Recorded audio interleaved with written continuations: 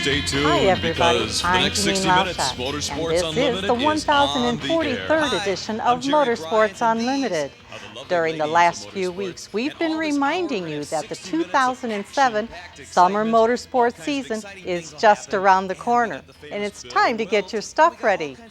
We've talked about racetrack openings and early season car shows, but do you know what we haven't mentioned?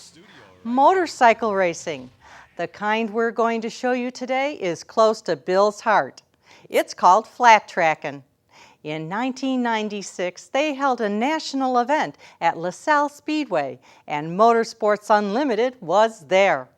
If the circuit swings around this way this year, don't miss it. Don't know what I'm talking about? Well, Tim Murtaugh is going to explain. Of Motorsports Unlimited. Today we have a very special show for you. We're going to LaSalle Speedway for the American Motorcyclist Association Short Track National. Some of you may recall that our host Bill Wildt has mentioned in programs past that he spent 5 years professional flat track motorcycle racing. With that background, you've got to know that this show would be close to his heart. He speaks of those years with great affection and looked forward to covering the second annual LaSalle Speedway AMA Short Track National on Saturday night, June 1st. Only problem was, it rained. It rained all day Saturday and into the night. Sunday brought bright sun, but there was an awful lot of water on the track. Still, everyone wanted to get the race in, so while the track groomers worked to dry out the speedway, Bill and the girls went to the pits to introduce you to some of the most talented motorcycle racers in the world. Let's join them.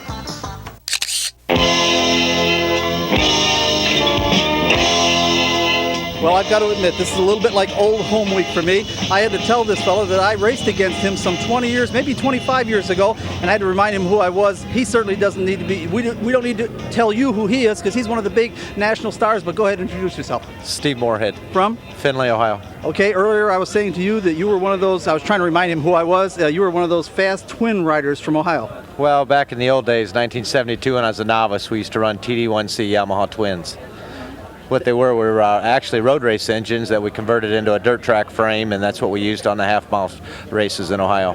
Right, and the way it went, folks, is that riders come from all over the country to do flat track racing, and they allowed 250 two-strokes, either twins or singles. Well, the singles had a lot more torque, and a lot of the rough Wisconsin tracks and Illinois track, you needed a single. But the Ohio guys had these really fast, big, smooth pea gravel tracks, and you talk about a difference in speed, you learn about volumetric efficiency real quick, because we'd go down the straightaway flat out on our singles, and we'd hear these guys coming, and it would sound something like as they're going through the gears, and they'd come by about 30 miles an hour faster. Agreed? Well, they would. I mean, for a 250cc motorcycle back in those days would run approximately 140 miles an hour. So, I mean, they was pretty powerful bikes. And we'd be real lucky to break 100. Now, the thing that I cannot believe is that I am talking to a person that is one of the top runners on the National Dirt Track Series, and I raced with him, and I haven't raced for 25 years. How may I ask how old you are? I'm 40 years old. You turned the big 4-0 and you're still riding, not just riding effectively. Well, I just surround myself with a lot of good people, and that makes my job a lot easier. Okay, let's talk about it a little bit. First of all, your bike. What are you riding today? Well, today I got a 600cc Woods Rotax. Basically, it's a Rotax engine, and we've got different chassis that we put it in. This one right here is a night chassis, for an example. And my second motorcycle over here is a brand new frame that we're just breaking out for this weekend. It's a Missile frame, so it's a Missile manufacturing builds the chassis, and the bikes are set up different according to racetracks. You know, I can go out with one setup on one bike, you know, and then do something entirely different on the other motorcycle, because we only get 4-lap sessions to be able to dial our motorcycle in. So you try to get your motorcycle set up to where, well, this one feels better and in this position, this one might here feel better, you know, later on in the day. So we have to compromise and hopefully make the right decision on which bike we ride tonight. Well, Steve, again, as I look at you and talk to you, as I look closer and closer, you really haven't changed much since 25 years ago. Do you feel different? It's hard for me to, I can't even imagine jumping on a bike and running down a straightaway flat out and pitching in without shutting the throttle off. I can't imagine doing that anymore, and yet that's what you have to do to be effective. Well, yes, you do. You know, the young kids are coming up every day, and sure, it gets tougher and tougher, but we just go back to the notebook, relate to what we've done years in the past, you know, at certain racetracks, and that's what it's all about, is being being able to dial your motorcycle in to each particular track. You know, sure, racing in Ohio is, you know, that's where I grew up. I know what them type of surfaces are. Now that we're in Illinois, we're racing on a clay surface. So the racetracks change and the way they develop. So, and you have the guy that can adapt the best is the overall winner. So you think experience can sometimes win out over youth? I hope so. Okay, now we've got a question here. Go ahead, Peggy. Don't even think about it, Bill. You're just too old for this. You're not kidding, because you haven't seen it yet. Dawn, I showed you guys a little clip from NNA Sunday. You see what these guys do. Can you believe doing it at 40? No. She couldn't believe it. I'm just amazed. Yeah, no, I am. He looks great, Bill. Yeah, no, he certainly does. And as a matter of fact, if I'm not mistaken, you won a national last year. Yeah, we did. We won the Dallas Half Mile National. We've got 21 national wins under our belt. Okay, you know the thing that has, I guess, surprised me over the years, because I've watched it with some interest, because I raced for 5 years myself, certainly not at the level you did, but for 5 years myself, so I followed it with some interest. I am surprised we never came up with a national championship for Stevie Morehead. Well, so am I. It doesn't, because you seem to be knocking on the door almost every year. Well, I mean, we've always been a really good contender, you know, as far as the top 5 rider in the national series overall, you know, point standings for it. But it just hasn't been in the cards, you know. It's not that we haven't tried and put out our best effort. It just hasn't fallen our way yet. Okay, and the factory Harley ride is almost kind of essential, isn't it? Well, not really. I mean, the privateer teams nowadays, I think it's with the financing we got behind us. I mean, we've got just as good a shot as what Scotty Parker does. Okay, real quick, folks, I want to thumbnail sketch this for you. What this kind of racing is. This is flat track racing. That's what it's called. And there's tracks all over the country where they run amateur events, and the guys become real good as amateur, and they become track champions as amateurs. And then they move to the tracks that are professional tracks. And then they get real good at that. They get to be professionals, and then some of them will step out on the road to run on the national circuit. And these are the big guys, to step out and run with the big dogs. That's what this is today. This is a national championship event. Only the best of the best need apply, and I can tell you this, Stevie Morehead is certainly one of the best of the best. Of course, none of us girls knew anything about flat track motorcycle racing, but we were anxious to learn. Join me as I inquire. Well,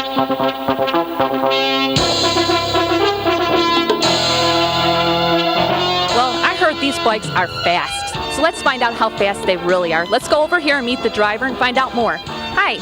Can I get your name, please? Will Davis, North Carolina. And can you tell me a little bit about this awesome bike? Sure, it's a 600cc single-cylinder motorcycle. It's built specifically for dirt track racing. It's what we do on quarter-mile racetracks. Motor's built in Austria. It's ATK and sponsored by Benson Ford Jr., the Ford Automotive Company family. It's TCR racing team. So why ATK over the other bikes like Harleys or Yamahas? Any reason for that? Well, that's a sponsor of ours. We think it's superior motor. That's basically the reason. Like I say, the team makes the chassis and everybody pretty much builds their own motorcycle, and we just feel this is the one to win the race. Well, it's been a tough season with the weather this year. I was just wondering how many starts you've been able to get in. Well, we've run 3 races. We won Daytona, Florida down in March. We won that race. Then we run Pomona, California in I think it was in April. We got second there, and then Harrington, Delaware, we won that a week ago. So this will be the 4th race of the year, so hopefully we'll get it in. Do you have to make up any of those races? Springfield, Illinois, we run last week, which it was rained out. We're going to make it up Labor Day weekend. Now, I was reading that Scott Parker in his off-season races on ice. Do you do anything like that? No, we don't have any ice in North Carolina. The weather stays pretty good, so we just continue to ride on the dirt. Actually, this winter, though, I did go up to Michigan, ride on the ice with them guys one day, but a little too cold for me. Is it something that you would like to get into, though? If you maybe were in a better environment, or where it's cold, rather? Yeah, if I lived in Michigan, I'm sure I would ride on the ice a lot more, but I'd just rather stay home, ride on the dirt. I don't blame you. Well, do you think you're ready to give Scott Parker a run for his money today? Well, I sure hope so. Maybe this weather will clear up, and we'll get on the racetrack today, and hopefully we'll continue our winning streak. Well, I wish you a lot of luck. I'm going to bring Bill in here to take over.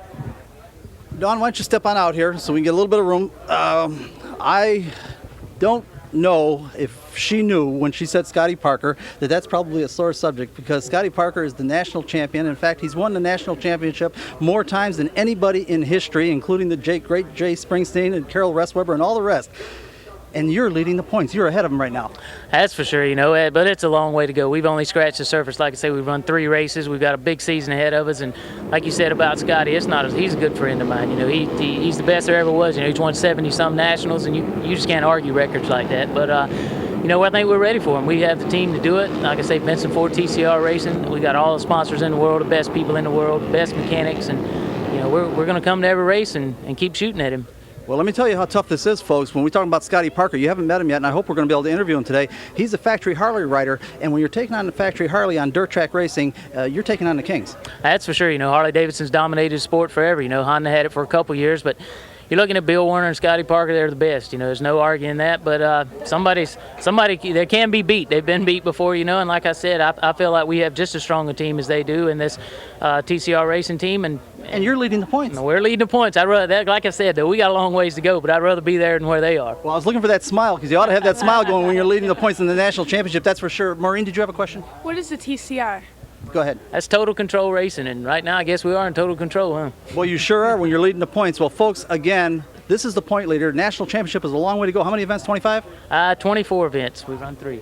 24 events for the season. These guys are going to crisscross the country probably 20 times and put maybe 70,000 miles on a van? At least. Okay, and at the end of it, you want to be still leading. That would be nice. That's the ultimate goal of everybody here, is to win the Grand National Championship, and right now we got it in sight.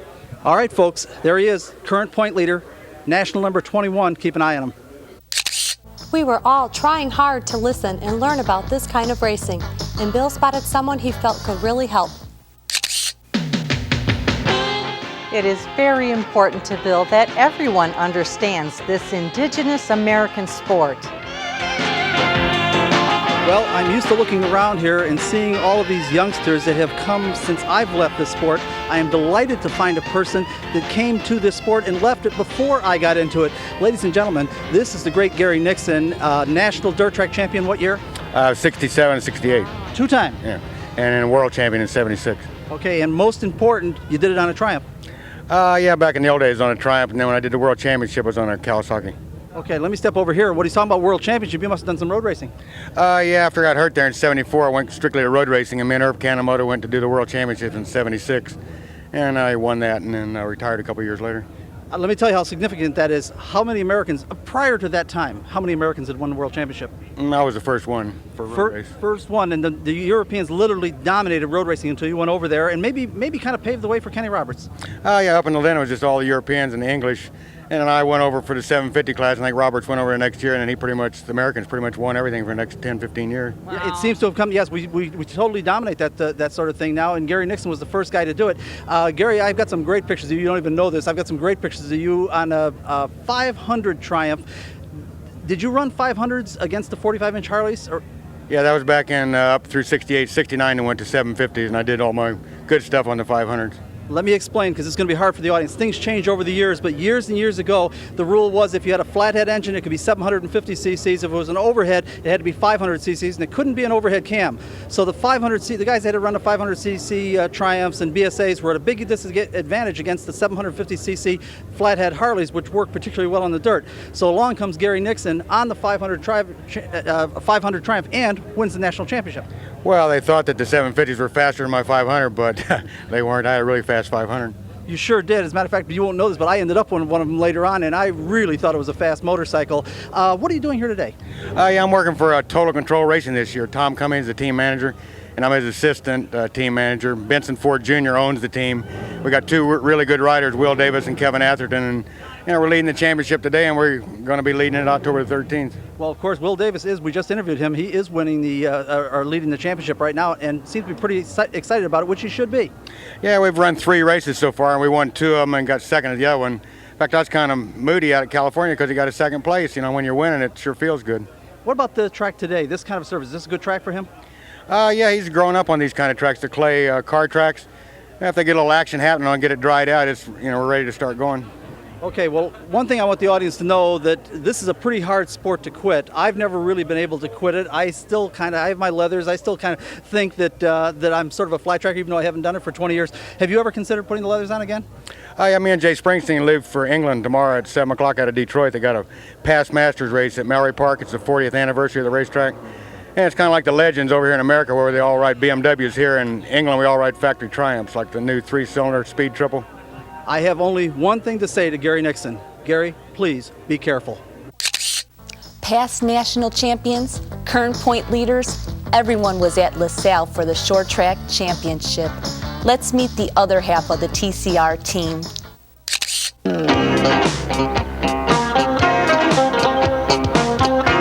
the Motorsport Motorsport audience, this is my first time seeing anything like this with these kind of bikes and this kind of a class. But I'm gonna just wanted to let you know. Hi, sir. What is your name?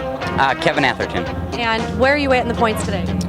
This year I'm currently running 6th in the championship point series. Oh, that's pretty good. So this is your teammate, the gentleman we interviewed just a minute ago? Yes, Will Davis, number 21. Okay, thank you. Thank you for reminding me of his name because I had no idea. So you look kind of young. Did you just start doing this?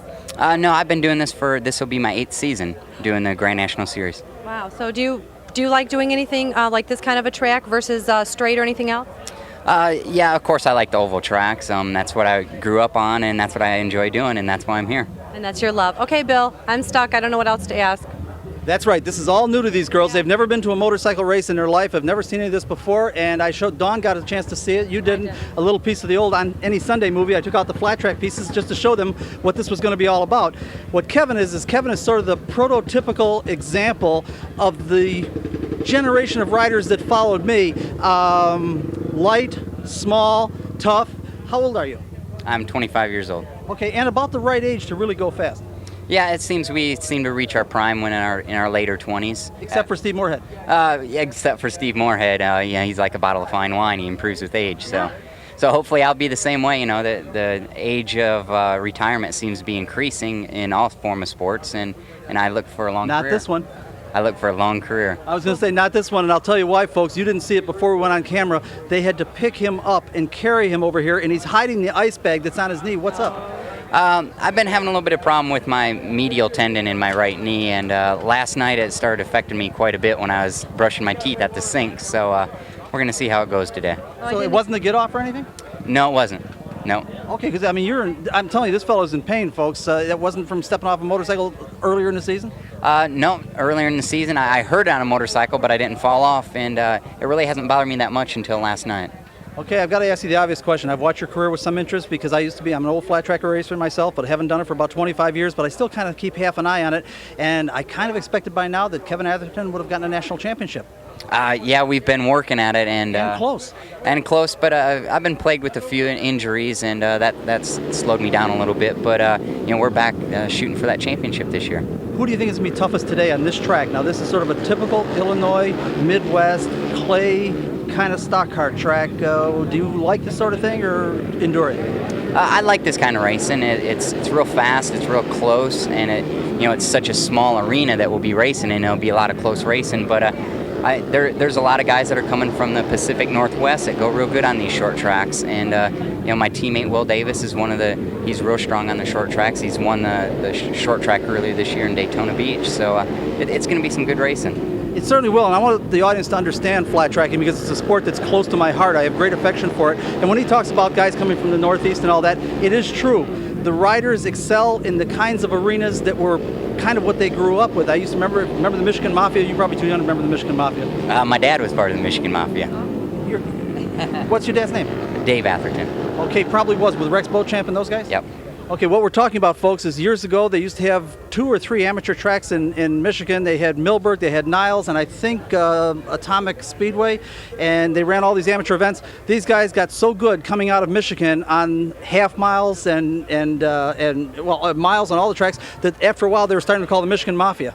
Yeah, I grew up on the bigger tracks, the half mile and larger tracks. So the short track, the little short tracks are new to me somewhat, and it's somewhere that I need to, my learning curve, I need to it's a long learning curve because I really haven't been around them that much. Right. As a matter of fact, when you mentioned the Pacific Northwest, years ago when I was racing, the guys that came from Pacific Northwest were great TT riders. Great TT riders and great short track riders. Because that's what they did up there. That's what they do, and that's why they come to these short tracks that we have available.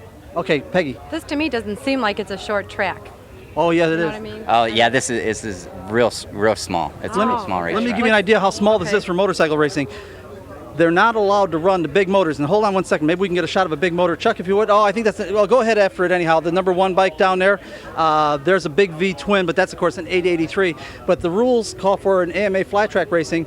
For any track that's larger, that half mile or larger, they can run the 750s. This is smaller than a half mile, so they're forced into the 600s, correct? Correct. The 750s are basically just for the half miles and the miles where we run the higher speeds of 100 and 140 miles an hour.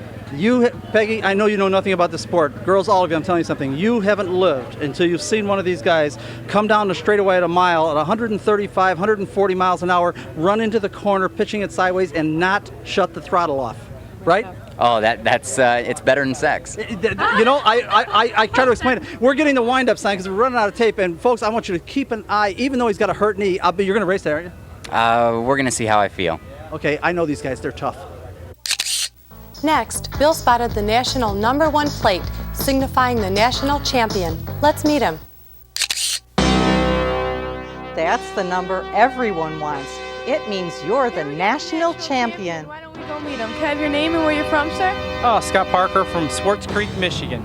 Okay, and what have you won? Well, I've taken one here last year, the first time they ever had the event here, and won, and we're looking forward to this year going out and trying to win this race again. And we were supposed to run last night, but rained out, but therefore we'll be looking forward to going out and doing the job today in the sunshine. Okay, that sounds great. Can you tell me a little bit about your bike? Well, it's a Harley Davidson 600cc motorcycle, weighs about 220 pounds right in there. Runs pretty quick. Ready for a ride? Yeah, I'd like to. Okay, I'm gonna call Bill in. We got all kinds of help here. Okay, Maureen. The girls are totally bewildered here today. They have never been to a motorcycle race. They don't know anything about motorcycle racing. And what I told them was, this guy we're going to interview is the guy that has won the national championship more times than anybody in history. He has won more nationals than anybody in history. And this pains me because I raced at a time when we had the great Jay Springsteen in his prime, we had the great Kenny Roberts, and you've eclipsed all those records. Yeah, it's like you say, we go out every time we get on the motorcycle, try to win the event, you know, and therefore we put together a nice set of records along the way and keep trying to break them records. You know, we've got one that we're shooting for that Ricky Graham holds us right now is 6 races in a row, and this rain's been putting a damper on us trying to add to that point, but therefore we're looking forward to trying to break that record that he holds at this point. Well, I got to admit, you must have looked long and hard to find out a record you didn't have. Like you say, you find them ones real quick. People point them out at you, so you don't got to look too hard. Oh, they help you. They help you. Okay, you don't Peggy. have that record, they say. Peggy. Are motorcycles more low maintenance than like the pro stock cars and things like that, as far as taking care of them and if they break down? Yeah, they really are. I mean, to a certain extent, anytime you're racing motorsports takes a while to get to a point where you got a nice sanitary motorcycle and the upkeep on them. But yes, in the long run, you're only dealing with 2 wheels, a lot smaller package here, so they got to be easier than cars. Now, you have 2 bikes? Do you just have one for backup, or do you ride both of them? Basically, we'll go out and practice both motorcycles, and both of them are pretty close to the capable of doing this. I mean, the same. We can set the bikes up different, and that's one thing what's nice about having 2 motorcycles is we set the bikes up a little bit different. We can go out and practice them, and at that point it helps us go, okay, let's go this direction. We favor this bike over this bike here, which at that point we can go out and hopefully win this main event. I think we've got a way to answer that question. Bill, can I ask you to step up here, please? Don't run away, Scotty. We need you in here. Please step right on in here, and I want you to introduce this guy who can answer that question. Please introduce yourself to the audience. My name is Bill Werner. This is not Bill Werner. This is the great Bill Werner. Believe it or not, he was tuning motorcycles when I was racing. I raced against this guy. He wouldn't remember because I was behind 25 years ago in Pecatonic, Illinois, big half mile out past Rockford in Illinois. And Bill Werner, I think at that time, weren't you doing Gary Scott's bike? Probably Gary Scott's or Jay Springsteen's probably. Probably was. And what I'm talking about, folks, is, and this is going to answer your question, this guy is the factory Harley rider, and this is the factory Harley person that keeps the motorcycles running. You have built winners for probably, I'm trying to think, every national champion for the past 25 years at least? Well, maybe 20 years anyway. He is impotent. Because she was asking about the maintenance on these things. We go to, I should tell you guys, and because you guys are obviously from out of town, that we do a new show every week, 52 weeks a year. We go to every kind of racing. We do drag racing, we do boat racing, we do airplane racing, everything. These girls have never seen a motorcycle race. So her question was, are they easier to maintain than like the pro stocks or the top fuel dragsters? I'd like to think so. You know, it takes a certain degree of maintenance. You always want to keep it in its prime, but you have to look after a lot of things. I got to ask the question here. We've got this right now, folks. We are looking at perhaps the most potent duo that has ever existed in motorcycle racing. And by the way, motorcycle, can somebody help me? How long does flat track racing go back? Well, Harley's been involved in flat track racing for 85 years. We are talking about, this is important, girls, we are talking about an indigenous American sport. This kind of racing is not done anywhere else in the world, and yet it's been going on for almost as long as car racing. Very much so. It's a classic American sport. They started out at venues like Dodge City, and it grew. They had board tracks, and it's just grown with America. It's part of Americana. And everyone in this pit area will tell you we've got the dynamic duo here, because I'm going to tell you something about motorcycle racing. It's different than any other kind of racing. The degree of difficulty is so high for the racer that nobody kids anybody. When you get out there, you have to do it. Am I right?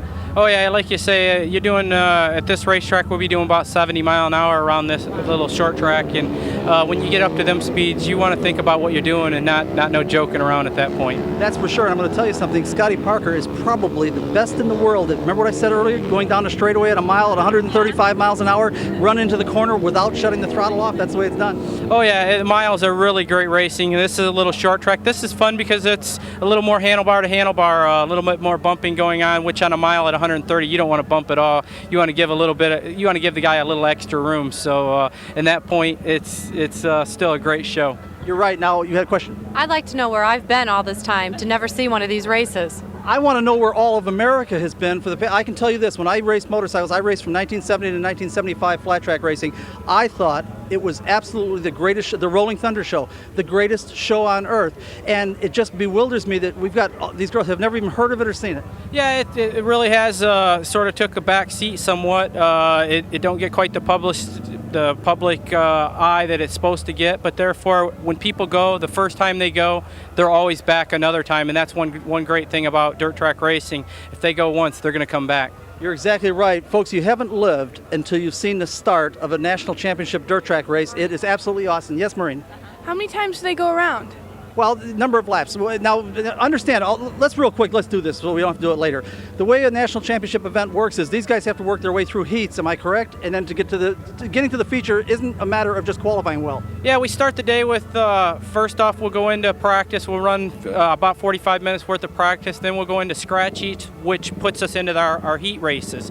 And after our heat races, we either go directly to the main event or into semis, and then into the main event. And they'll end up having a 18-man main event, and we'll go 25 laps in full bore from the time they drop that green flag all the way to the time they drop the checkered flag. Well, you're exactly right, and I can tell you right now as I look around, it looks like there will be in excess of 100 entries today. Oh yeah, this is the biggest turnout that we've had so far this year besides Daytona Beach, Florida, just from the fact that there's more of these 600s around than what there is XR 750s, and everybody that's got one comes out to the Grand National race to go do these short tracks. It's a great show, and there's more of these 600s. More of the younger guys have these things at home, so they're more available for them to race at short tracks. So we do 2 of these a year, and everybody brings them out. Okay, so that means only 18 of these guys that we've got here today, and the place is packed, are going to make it to the main event. And I can tell you, every one of them is shooting at this guy over here. And I've got to ask Bill Warner, in fact, I'm going to whisper in his ear, Bill, guess what? In 1972, I bought my XR 750 brand new from Oak Park Harley Davidson for $2,750. Well, they're a little bit more expensive than that now, but so is gasoline, tires, and food. It's just the price of inflation. I bet you can't get a cylinder head for that now. Yeah, maybe one. maybe one. Yes, Don. Bill, I own a 1200 Sportster, but I just can't imagine going in a turn with the full throttle on. I mean, just the adrenaline rush. I just can't imagine. It's like unreal. Tell her. Yeah, it's really neat to take, and I guess one thing to tell you that to get the sensation is almost as you're cruising down the dirt road and you go into a little corner, just flick the car a little bit more before you get in there. Don't run in the ditch, and kids, don't you try it either, but you get the car sliding sideways, and that's the closest thing that you can really feel. And if you enjoyed it at 15, 20 mile an hour, just pick her up to maybe 45. Probably have to put a lot of lean into that, huh? If you're in the car, you ain't gonna put too much lean. It's gonna do all the leaning for you. But when you're on a motorcycle, you can maneuver the bike more with your body and stuff to make the bike hook up, and it's a lot of fun. Believe me. Yes. I just wanted to ask Bill or Scott if there are any women racing today. At this point, there's there's probably some in the amateur level, but we have none on the pro circuit racing right now. A few years back, we had Tammy Kurt that was racing, which she's doing stock car at this point. That was going to be my question. Is that the same Tammy Kirk? She was good. Yeah, she goes real fast, and she went real fast on motorcycles, and she's doing real good in her stock car career at this point. And but in the last few years, we haven't had no ladies at this point. Yeah, I was wondering if that was the same Tammy Kirk. And by the way, let me say it again, folks, like we say all the time, the one thing that we can really boast about it with motorsports is it's totally non-discriminatory. Male, female, anybody, everybody, come on out and race. We want you to throw your money up on the counter and go racing, right? That's it. Let's do it. Rack them up and do it. Now, I want to let this thing go now, but I want the audience to understand, here's another great thing about flat track motorcycle racing. This is the best in the country, the best there's ever been. This is the best tuner in the country, has been for decades now. And look at the time they've taken out just to talk to us, and we certainly appreciate it. Scotty Parker, thank you. All right, thank you for all them nice comments there. Okay, and Bill Werner, I've been an admirer of your work for years and years and years. Were you the one that suggested that Jerry Branch do the cylinder heads for Harley Davidson back then? Oh yeah, Jerry does great work for us, and we're happy to have him on board. Okay, folks, I'm going to say it this way, and I mean this in the most flattering way, the dynamic duo. We're getting very excited about seeing these guys ride, and we understand the track crew is succeeding in drying out the track. We'll keep our fingers crossed, and in the meantime, let's take a moment to meet the girls on today's show. Hi, I'm Peggy O'Donnell. I'm Dawn Caberlin. And I'm Maureen Fisher. Thank you, girls. Now, let's get back to the riders and meet another former national champion. The single-digit number is important. It means a former national champion. Again, folks, this sport is all new to me also, but this gentleman over here looks interesting, so let's find out a little bit more about him. Can I get your name? Ricky Graham. And you're from? From Salinas, California. Great, and can you tell me a little bit about this awesome bike here? This is an awesome Honda. It's a 600 Honda. We race these things 3-4 times a year. We normally run the 750s on the big mile, half-mile tracks, but we're running a 3/8 mile, what we call a short track here at LaSalle. Can I ask you, why Honda over the other types of bikes? I know there's Harleys, there's Yamahas. Is there a reason? Well, I've ridden for the Honda factory, and it was some years ago, 1984 and 1985, and this is a bike that I rode when I rode for that company, and it's a bike that I'm very accustomed to, and it's a bike that I train on, and it might be a little bit down on the horsepower, but it works so good that I think I can get it hooked up and get it around this racetrack faster than I could a Rotax. What kind of chassis you have on this? This is a C&J chassis. It's a single shock chassis, and it was one that the Honda company had made for me back in '84, and it's I'm just really well adapted to it. What kind of number of cc's do you have on this? 600. 600, huh? So how long have you been racing? All my life.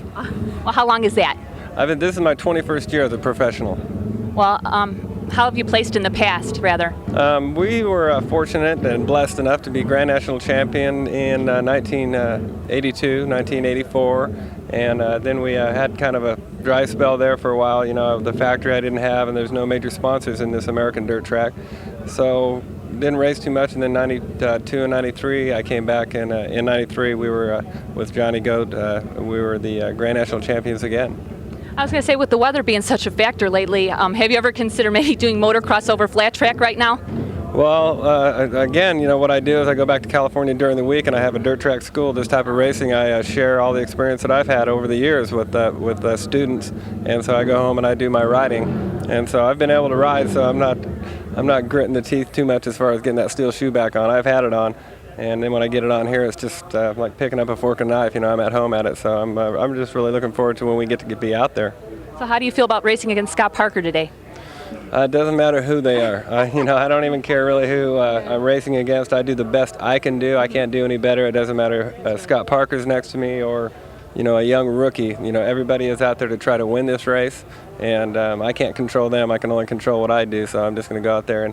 And really, what I do is I go out there and have fun. I train properly, and I know Johnny and Danny Malfatti have got the bikes done perfectly, and all I can do, to me, it's already done. I've already practiced, trained, did everything I can do. I'll just go out there and have fun, and whatever happens, happens. Well, you definitely have the right attitude, and I wish you so much luck today. Nice to meet you, and Bill, would you like to come in and take over?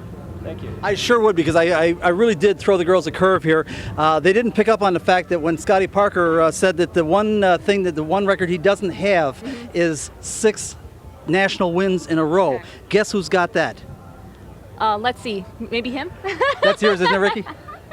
That's me. At one time, this guy is both at the same time the most loved and the most hated guy at the racetracks, because I can tell you this about flat track racing, and I hope the audience is going to forgive my enthusiasm. I was a flat track racer for 5 years. I loved it dearly. I still love the sport dearly. If there's anything I could do to elevate it to the Winston Cup NASCAR status, I'd do it like that. So I have great affection, so I'll try not to blubber too much about all this. I'm going to tell you something. Harley Davidson, if you go to flat track racing, you're going to find about 80% Harley Davidson fans, would you say? The fans? 90%? Yeah, normally on a normal basis you would, but I think that the fans that we're getting, even though we're on the Japanese-built motorcycle, when I first started riding the Hondas, I don't think I had any fans out there, and I switched from Harleys. I wanted to ride for Harley, but they didn't hire me. They had Randy Goss, Jay Springsteen, and Scott Parker, and so Honda offered me a deal that I couldn't pass up, and then we went and won the championship with it back in '84, and since then I've been with on the Hondas, even though we don't get support from Honda. It's just the bike that I'm comfortable with. And so that's what I stay on. So that's the point I was making, folks. For years and years and years, Harley Davidson won the national championship. It was almost a given. And along comes Ricky Graham, and you did it to him on a Honda. There were a lot of fans that were unhappy, but you built a fan following of your own. Yeah, I really have. I think in '93 when we came back, I've been through a lot of personal problems in my life. Alcohol played a major part in it, and a lot of people saw that I fought that, and I came back and I won the championship after it was known around what the troubles that I've had, and I was open to the world about it, and it's something that I came through and won a championship, and there's a lot of people that just saw that and really appreciate it because they know what it can do to your life, and here we are.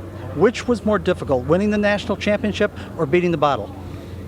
Well, the bottle's something that I think that is going to be there for the rest of your life, and the championship is where I'm at home at. It's really not difficult for me to win a championship because, I'll be honest with you, the best place I ever feel is out on that racetrack.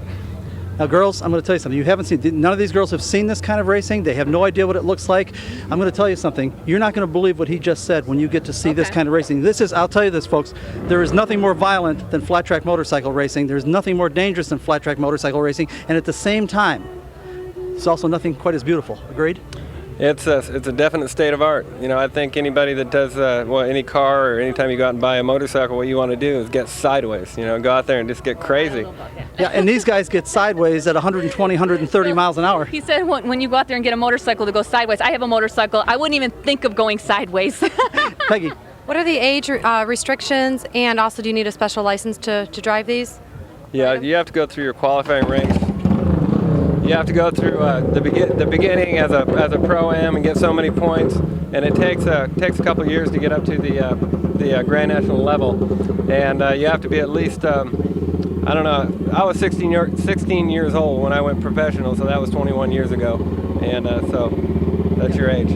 That's changed a little bit. When I did it, you had to be 18 to turn professional. Then while I was a professional, they changed to 16. I tell you, every guy here has been an amateur champion somewhere. Every guy here has won championships at local tracks and all that. By the time they get to this level, these are the best of the best. Nobody here is slow. There is no such thing as a slow person. Now listen, we've got to move on. Ricky, I want to thank you for the time that you gave us. And what do you think? Is your record with Scott Parker, is it safe? 6 in a row is tough. As long as I'm here. I'd be, if he got it, that would be wonderful for him, really. As long as I'm here to defend it, that's all I can do. And the big thing for me right now is this short track. I've never won a short track national. You're a mile specialist, right? Well, we always thought of you that way. I don't know what I'm a specialist at, but we don't race very many. Usually just one of these a year. This year we have 2. And to be a rider that's won a TT, a short track, a half mile, and a mile, there's very few guys that have done that. So to be an all-around rider is my goal. So I'd really like to win a short track. Well, folks, I'll tell you one thing. When we show you the action footage later, keep your eye on number 3, Ricky Graham. He can do it on any kind of day. Next, Bill spotted a racer whose style he admired more than 20 years ago. Believe it or not, this tough-as-nails racer is known as Poovey. One of Bill's personal heroes. He used to race at the Santa Fe Speedway, and I'm going to ask him what this little story is about. Hi, sir. What is your name first? Terry Poovey. And where are you from? Dallas, Texas. Okay, now can you let me in on this story?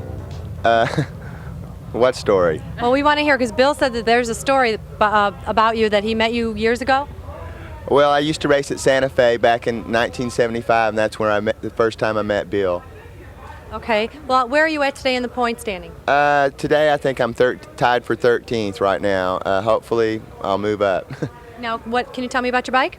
It's a Rotax. It's sponsored by USC Racing out of San Antonio, Texas, and hopefully it'll work real good here today at LaSalle. Well, how do you feel today? I feel great. You getting ready to go out and get the bike going? Yeah, as soon as we get the racetrack ready, I'll be ready. Well, it seems like the rain has been following everybody everywhere, so this has got to be a good day for you. Yeah, we've had 5 races and we've raced twice so far, so hopefully today we'll get to race. Well, I hope so too. So, Bill, you come on in. You have anything else to add?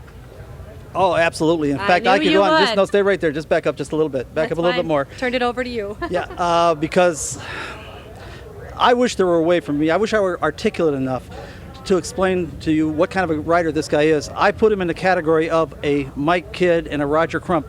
Won't mean anything to you guys.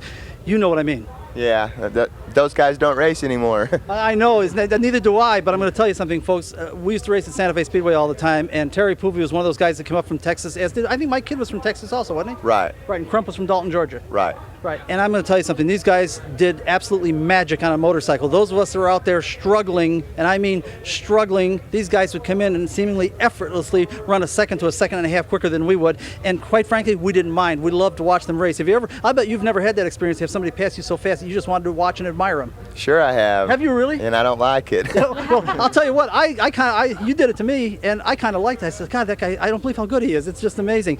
There's a story that we were just talking about before we went on. We used to have a fella at Santa Fe, a novice, named Steve the Bear Brown. Real big guy, about 230, 240, something like that. And obviously he was called Steve the Bear Brown. Tell him what your nickname is. My nickname is Pooh Bear. Pooh Bear, because he's obviously little and small. And how much did you weigh at that time? Do you remember years ago?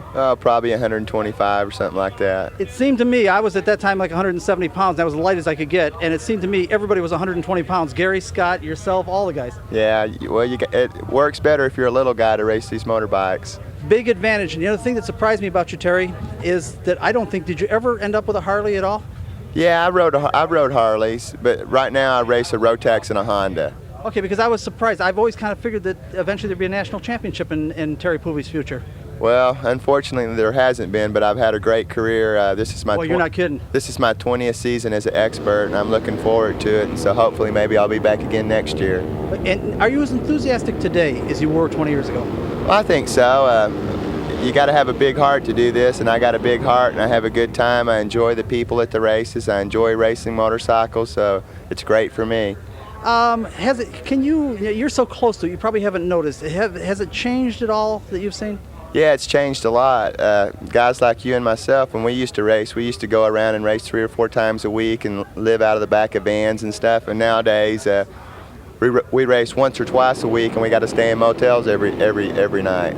Yeah, he's exactly right, folks. As a matter of fact, I spent 2 seasons racing 5 times a week. Let me see if he remembers the circuit. Do you remember Granite City on Tuesday nights, Santa Fe Wednesday nights, Danville Thursday nights, and then Friday, Saturday, Sunday there was always half miles? Right. Do you remember that circuit? Oh, yeah.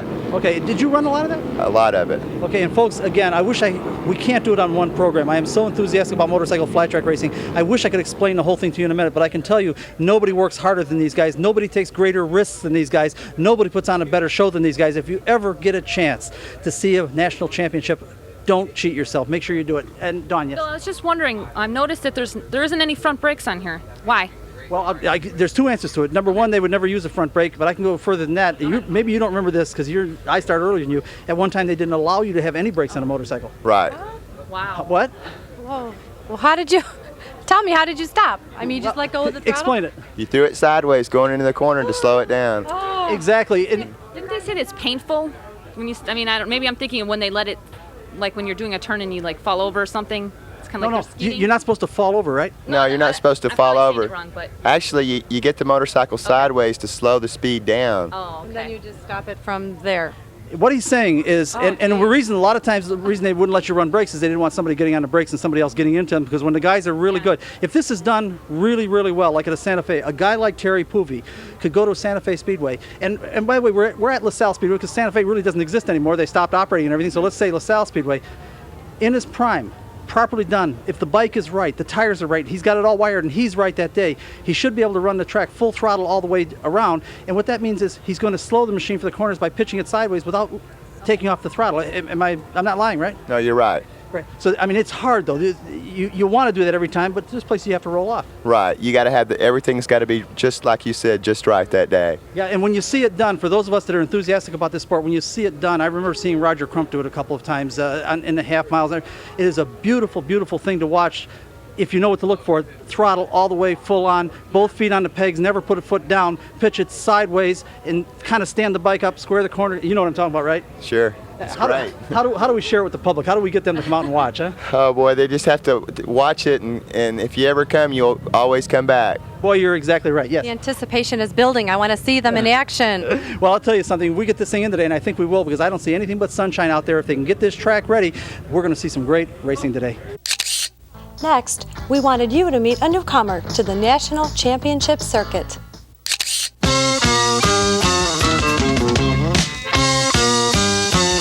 I don't want to give everybody the idea that this is just old home week for Bill Wildt because of all the guys I've run into that I either used to race against or knew a lot about. There's lots of new guys in this sport, and I understand we've got the guy here that was last year's Rookie of the Year, and you are? Paul Morgan. I'm from Centralia, Illinois. You were the Rookie of the Year last year? Yes, I was. Tell us how that worked. What did you do to accomplish that? Well, what they did, Rookie of the Year considered for the people who just come into the sport, like new for the GNC classes, and it can be any age, it don't matter, as long as it's your first full year, and it depends on how good you finish in one national. Last year, my best finish was with the Gardner-Walter brother team out of Peoria, and I finished 8th out of Sturgis, South Dakota. At Peoria? No, Sturgis, South Dakota. And what kind of a race? It was a half-mile national. Well, you ran an 8th in the feature? Yes, I did. Well, congratulations. How old are you? I'm 19 right now. Boy, I'll tell you something, folks. I can't imagine what this must be like. I'm trying to think of myself. I started older than 19, but at this fella's age, to walk out there and match himself up against the Scott Parkers, the Steve Moreheads, the Will Davises, the Kevin Athertons, what do you think? Were you intimidated? Oh, yeah, you're always intimidated. We was out in the semi with Ricky Graham and all them, and I was running fourth, and I had to get third to go in the semi, and he went down, so luck helped. Well, congratulations. Now, what do you want to do? You eventually want to be national champ? Who doesn't, right? Oh, yeah, you always want to be that.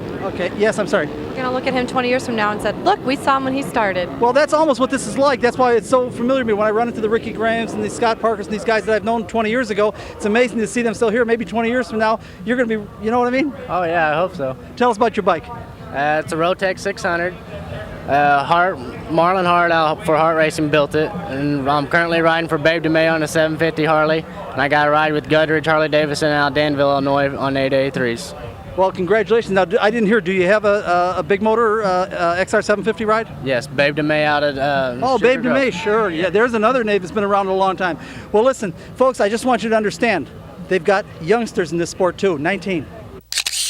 Following our interview with Paul Morgan, we learned that the track was almost ready. But before we move trackside, let's take a moment to look around the pits.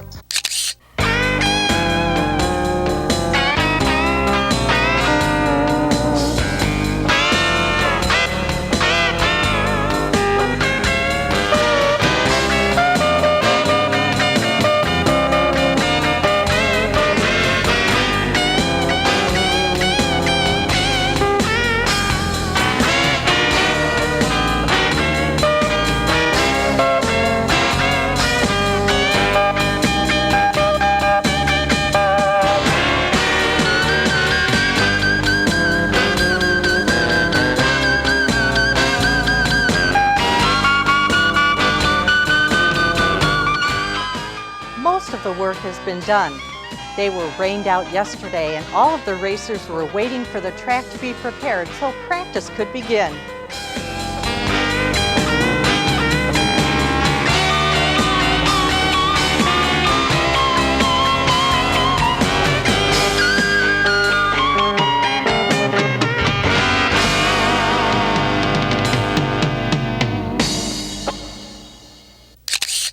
Nice people and great machinery, but we just got the word. The track is ready. And no one was happier than the riders. That's number 80, Rich King out of Waterloo, Iowa on a Rotax, trying out the traction. These guys have waited a long time to get on the track. That's Brian Thomas, number 52P from Belleville, Illinois. He's riding a Rotax, and he's sponsored by CTR Racing, the Belleville Enduro Team, Maxi Shoes, and Collinsville Yamaha. He's mixing it up with number 30K, Robert Knapp, on a Rotax all the way from Lapeer, Michigan. He's sponsored by Ray C's Harley Davidson, Bouchard Auto, Bisbee Machining, Knapp Racing, Workshocks, and Tex Peel, and he is absolutely cooking out there. These guys only have 45 minutes to practice. Then it's time for the qualifying heats. The AMA runs qualifying heats instead of timing each rider. It speeds up the program. And speaking of speed, that's national number 87, Charlie Orr, out of Irving, Texas, taking practice very seriously. Now, through the magic of television, we're going to move ahead to the 5th heat of the regular national program. Flat track motorcycle racing features exciting standing starts, and every rider knows how important it is to get a good start. And it looks like 11P Randy Deek out of Belleville, Illinois, and 58P Steve Hall out of Posodum, Illinois, and 24W Eli Price out of Rainier, Washington really got the start just right because they seem to be moving away from the field. Eli Price is one of those Northwestern riders. He's out of Rainier, Washington, and they do a lot of this kind of racing up there. He's on a Rotax and sponsored by Jim Davis Racing, Ron and Carol Kell, Brian Racing, Dirt Track Photography, and BBRP. Right now he's got his hands full because Randy Deek seems to have the measure of him. Randy is, as I said, out of Belleville, Illinois on a Rotax. He's sponsored by Freeze Harley Davidson, Belleville Honda, Current Electric, C&L Backhoe, Steinhaus Bar, and Cycle Therapy. Oh, now we've got another rider in the mix. And at the same moment, Eli Price gets by underneath. Eli Price with the lead, but I don't think Randy Deek and Steve Hall are done with him yet. This is just one of the exciting races we were treated to. So far, we've seen 19 qualifying heats that determined the 60-rider field. This is the 5th regular program heat, and only the first 2 transferred to the main event. Oh, it looks like Eli missed a shift. And now Randy Deek and Steve Hall are running high in 3 and 4. Who's going to get the drive for the checker flag? 58, number 11, and it's number 11, Randy Deek with the win. We wish we had time to bring you more of the preliminary action. With threatening weather approaching, it was time for the main event, the 25-lap National. This is the main event, the National. It was preceded by 19 qualifying heats, 6 program heats, and 4 semis. That's 29 races leading up to the feature, and this is where everyone wanted to be. They're ready.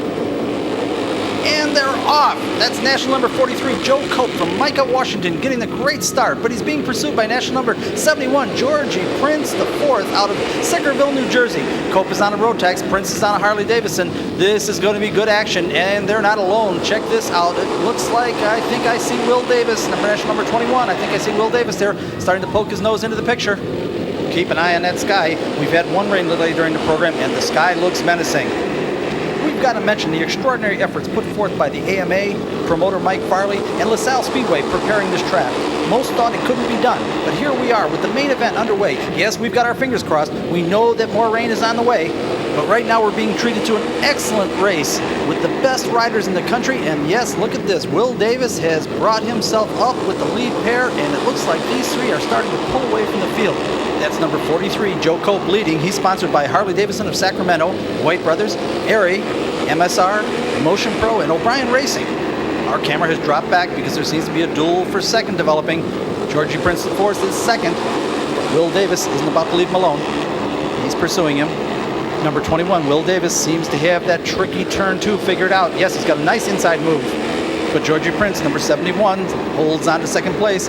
We should say that Georgie is sponsored by DPC Racing, Bob Norley Racing, Team Saddleman, Spectro, Motion Pro, Nepco, Aerie, and FNS Harley Davidson. As Will Davis takes another run at him coming out of turn 2.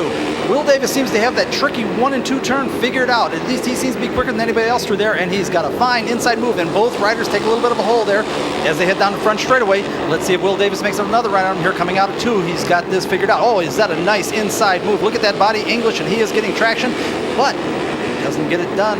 Georgie is not impressed. Let's see what Will Davis can do down here in 3 and 4. Oh, he caught the hole a little bit down there. Yes, the track is breaking up a little bit despite all the fine efforts that have been turned in here tonight by the track crew and the AMA and everyone else. The fact of the matter is, there's a lot of water came down here during the past 24 hours. Look at this. So Will Davis isn't letting go of this thing. Holes or no holes, he is pursuing. Oh, they almost bought it. Both of them almost went down. But Will Davis is not being discouraged, nor for that matter is Georgie Prince. Will Davis with that inside move again. Doesn't work coming down the back straightaway. He got real good traction coming out of 2 that time. Now let's see if he can capitalize on it coming down in here to 3 and 4. Yeah, they both catch that hole. That hole is tricky down there. Will Davis pursues. Georgie Prince holding his own. Will Davis tries the inside again, and yes, is he going to make it stick? Can he make it stick down the back straightaway? Yes, he's got it. He's got it. That nice inside move. I figured that pretty soon that he'd make that inside pass work. He seems to have it figured out, and now he pursues the leader. We've got Joe Cope out in front. We almost forgot about him up there all by himself. He was putting in a little bit of a distance, but now Will Davis is coming with a vengeance. Let's see if he can make that inside move and coming out of turn 2 work for him against Joe Cope. Look at that sky, folks. I hope Mother Nature doesn't win this one. It would be a shame. Everyone has worked so hard. Now here we go into that 1 and 2 again. Will Davis coming up inside of Joe Cope. There he is. He's trying to make that patented inside move, and he does. He gets it done. Has Joe Cope got anything back for him? I don't think so. This looks like what Will Davis was looking for. Will Davis in the lead. Joe Cope in second. And Georgie Price in third. I'm sorry, it's Price, not Prince, Price. And that's the way they're going to finish as we skip ahead to the checkered flag. Congratulations, Will Davis. Will Davis continues the hot streak and stretches out his point lead by winning the LaSalle Short Track National. With rain starting to fall, let's hear what he has to say. All right, folks, we've got him, the guy that won the National out here. First of all, was it as tough as it looked out there? It was treacherous, man. I mean, a lot of people got hurt here today. You know, it seemed like it was taking everybody's knee out. Mine got took out the first start of the main, but we just kept hanging in there, you know, and I knew this team would come through for me. You know, I just rode the motorcycles, all I did. These guys do all the work building this motorcycle, and it just did the job for me, you know. The thing was hooked up. It was like I was on a reel. Well, this is a really sharp-looking team, and let's make sure we get their names, and you are? Dennis Town. And? Tom Cummings. And everybody knows you, tell them. Yeah, Gary Nixon. And? Randy Brady. Well, listen, you guys would be congratulated. Not only are you guys fast, this is a really sharp-looking team now. Is there anybody you want to? I'm sorry? Will's chasing a dream, and I'm glad I'm on his team. Boy, it looks like you know how to pick winners as well as be a winner. We really want to thank Benson Ford Jr., a member of the Ford Automotive family. He's behind this team 100%. He's the reason we're here. You know, it's called the Total Control Racing, and these guys are in total control. You know, I'm just coming along with them. Thank God I am with them. Ladies and gentlemen, your feature winner.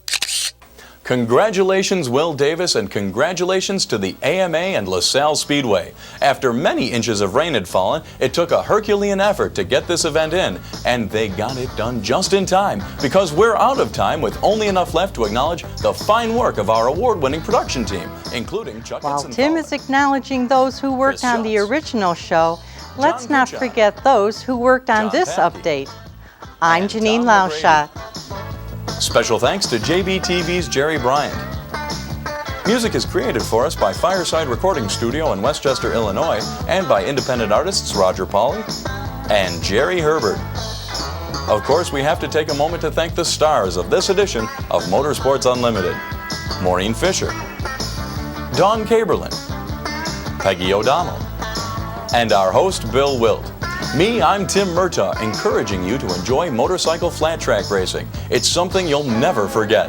Thanks for watching. See you next week. This program made possible in part by support from J.C. Whitney & Company, located just off I-80 at the Utica exit in LaSalle, Illinois. This program made possible in part by support from Jimmy's Red Hots, located on Grant Avenue and Pulaski Road in Chicago.